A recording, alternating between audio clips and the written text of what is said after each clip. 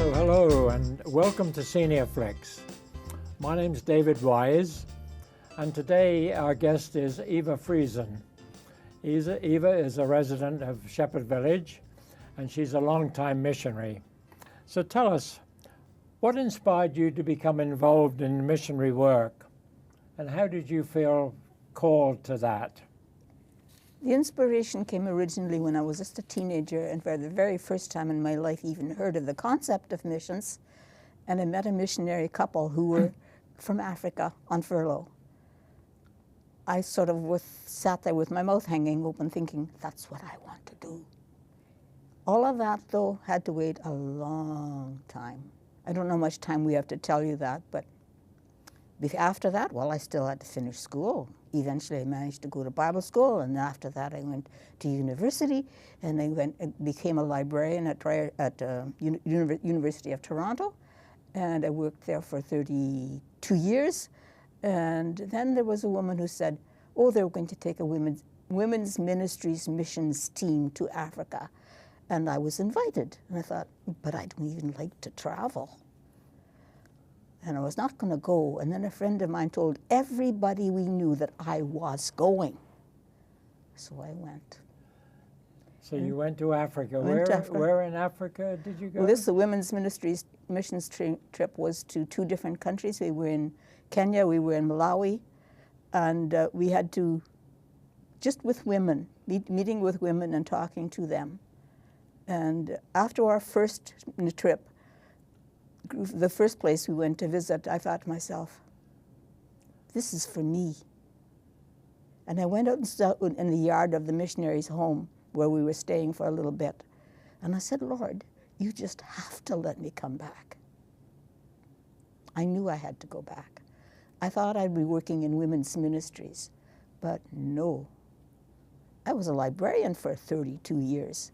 And all the libraries and all the Bible colleges and all of Africa needed help. So that's what actually got me going back.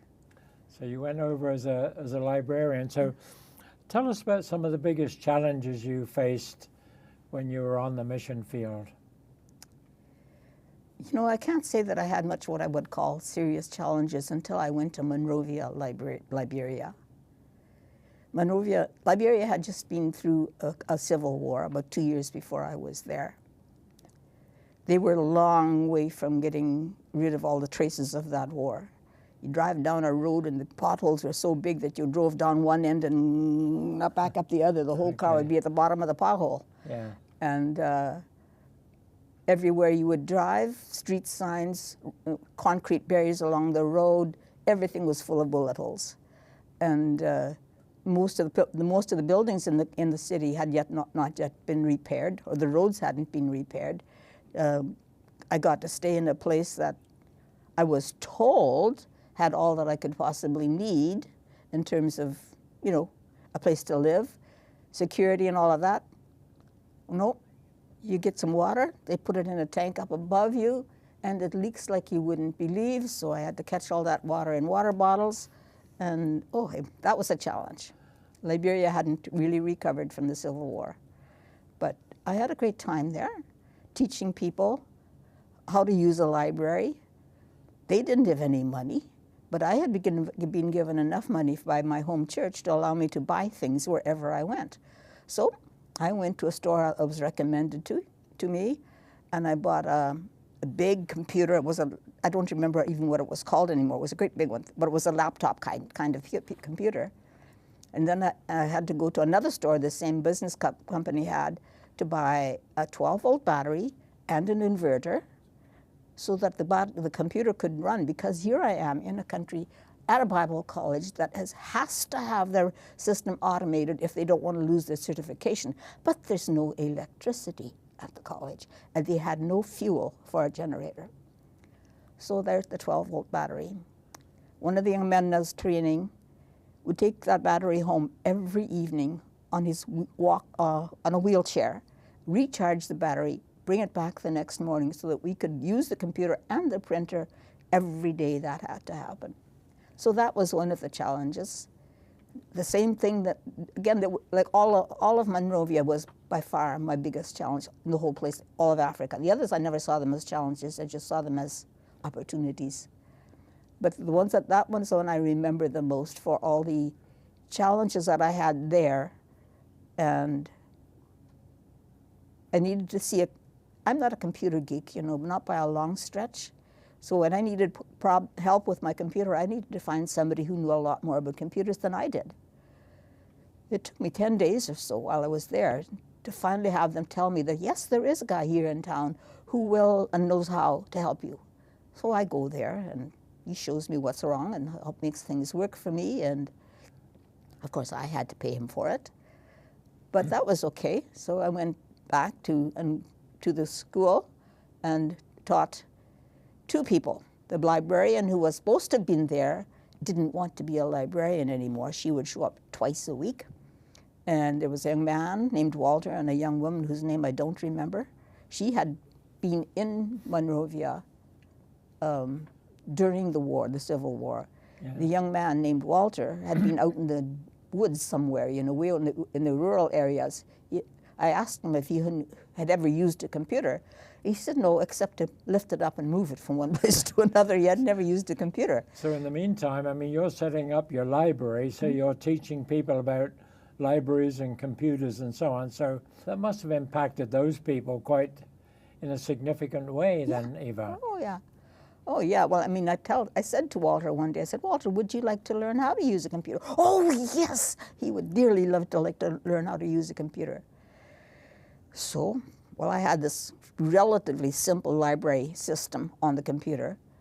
So I told him, okay, I'm going to show you how. He doesn't even know how to type, you know, one finger here.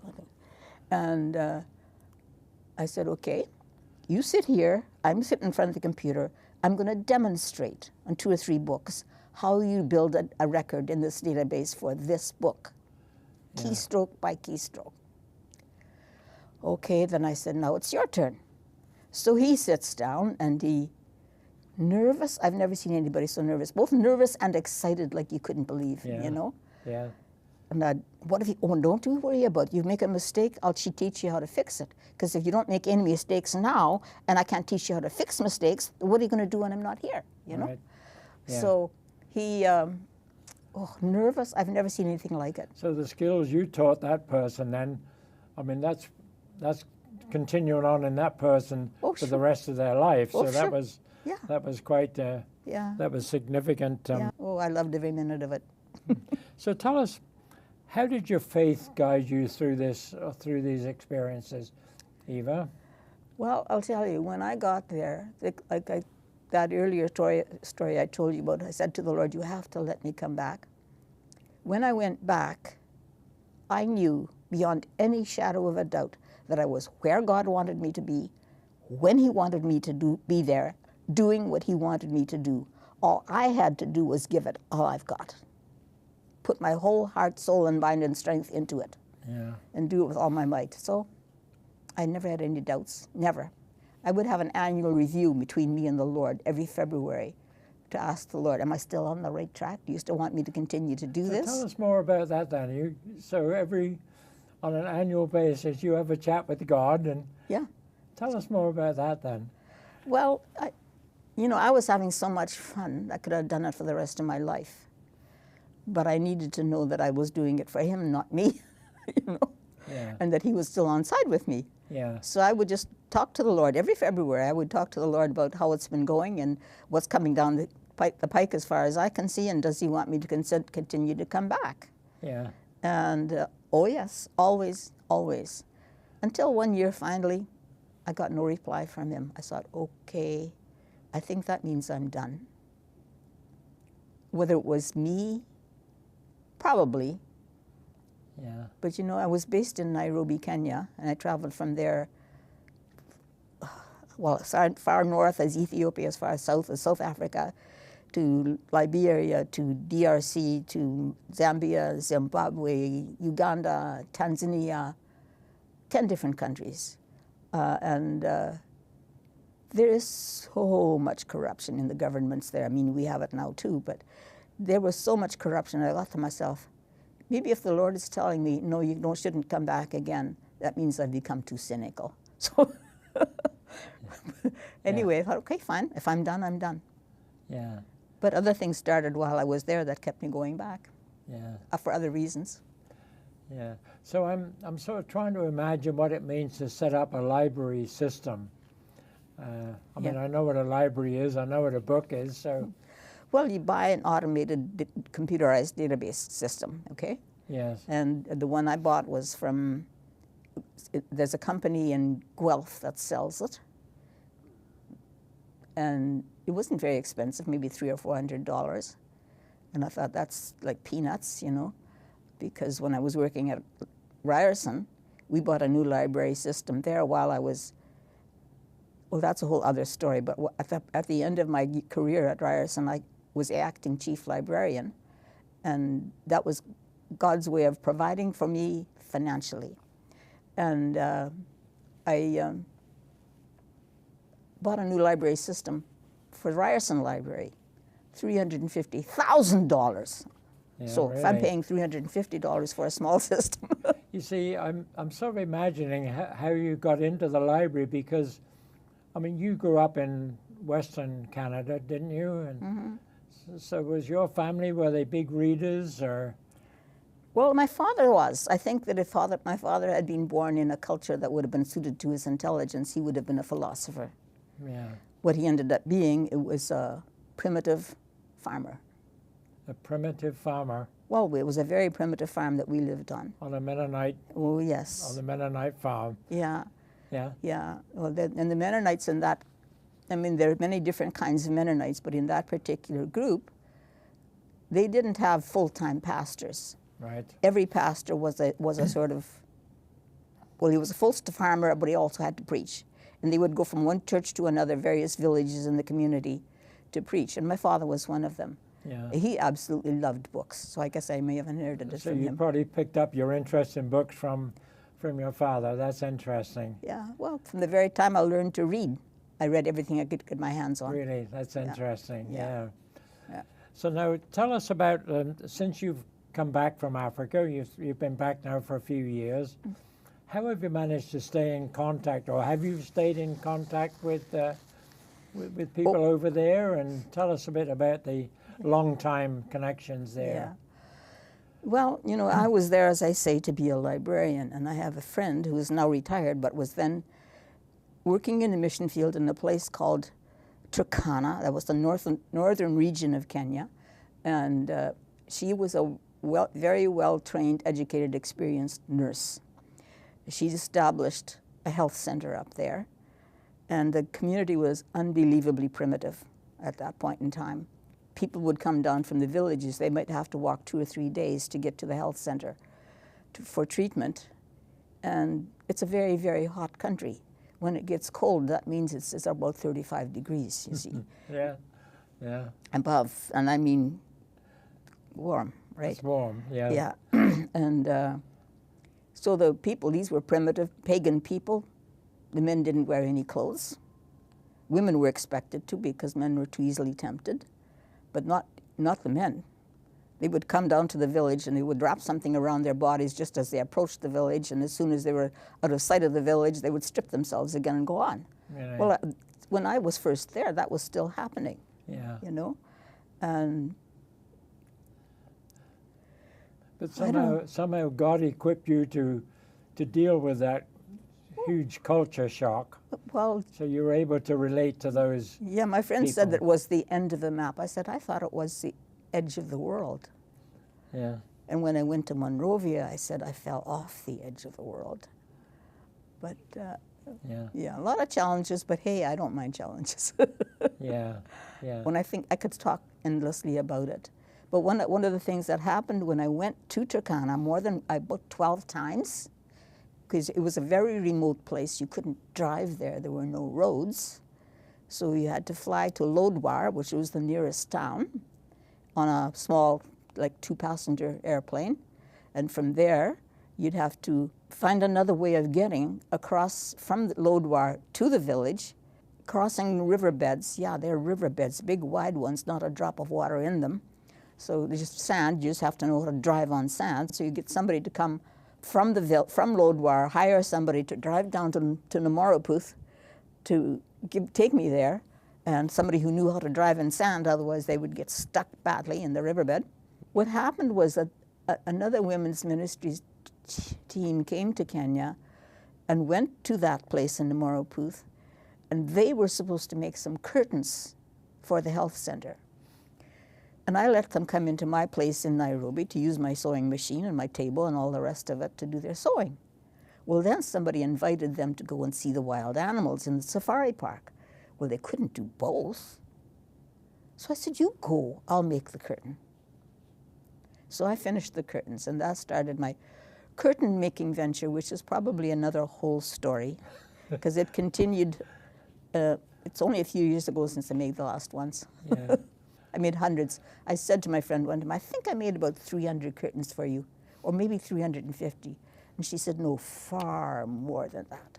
So we can add that to your resume then, Eva. Librarian / curtain maker. Yeah. Yeah. Well, I actually did that once for one of the men who lives in the manor. He needed some curtains, and because of COVID, he couldn't find any, he couldn't buy any. I said, Yes. oh, I'll make them for you. So. Yeah. So in other words, despite you're not on the mission field anymore, you've got sort of a mission field here at Shepherd Village. Yeah. Well, actually, after I came back from my 10 years in Africa, I've been back to Kenya twice to make curtains. Yeah. And one time I went for about 3 months, and the next time I went about 5.5 months. Yes. And I made hundreds of curtains. Yeah. Because the health center is big now, you know, they rebuilt it. Now, instead of what was there when I first went there, you have one big building for the men's ward, another big building for the children's ward, and a third big building for the women's ward. And then you have a maternity center, and you have a kitchen and a food storage place and a laundry. They're all separate buildings. And then there is a nurse's office and lounge, because nurses are supposed to be on call 24 hours a day. Not the same person, obviously, but there'd be somebody there. So that was another building. Well, then later on, they decided they needed an outpatients clinic, and that was a huge building, had dozens of windows, both going down the corridor in the middle of the building as well as the outside wall ones. And they had to have an administrative building. Same idea. A corridor, you have to have windows on the curtains on the windows in the corridor and curtains on the windows on the outside walls. Yeah. So the potential for making curtains. Yeah. And I made most of those Yeah. during the 2 times that I went back. Well, that's most interesting, Eva. And you know, and it's an inspiration certainly to me, and I hope to everyone, that the fact that you felt God's calling there, Mm-hmm. and you kept in touch with Him to make sure you were on track, Mm-hmm. and so you survived through all that. Oh, That's quite wonderful. Well, to me, it didn't seem like survival. It was just pure joy. pure joy. Yeah. That's just wonderful. Yeah. Yeah. Yeah. Well, thanks so much, Eva. This has been really interesting. And so thank you all to you all watching Senior Flicks, and we'll look forward to seeing you again another time. Thank you so much. Thanks again, Eva. Bye.